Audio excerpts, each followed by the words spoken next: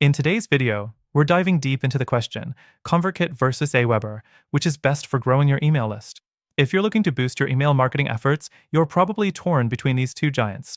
They each promise to help grow your list and engage your audience, but which one is actually worth your time and money? Stick around to the end for my honest comparison and a better alternative that might surprise you. Let's start with ConvertKit, a tool that's popular among creators and entrepreneurs. The first thing you'll notice about ConvertKit is its clean and intuitive interface.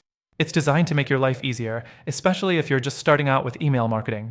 You can easily create forms, landing pages, and email sequences, even if you have zero design skills.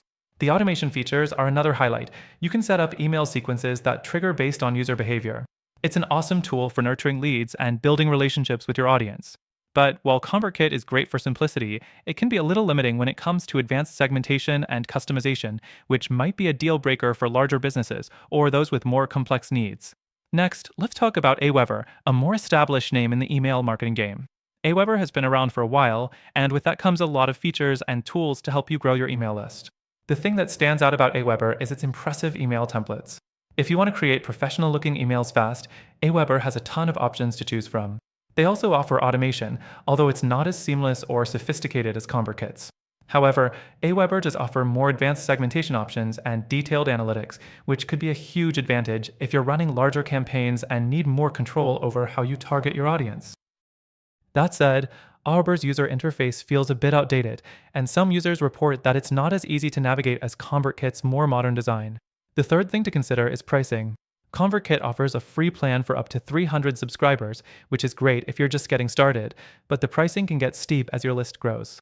On the other hand, AWeber offers a free plan for up to 500 subscribers, and its pricing structure is generally more affordable at scale, especially for those with larger lists. However, neither of these tools are particularly cheap once you start scaling up, so pricing is definitely something to keep an eye on as your email marketing efforts grow. The fourth thing you'll want to consider is deliverability. Both ConvertKit and AWeber have strong reputations when it comes to ensuring your emails actually reach your subscribers' inboxes. However, some users report that AWeber can sometimes struggle with deliverability, particularly when sending larger campaigns.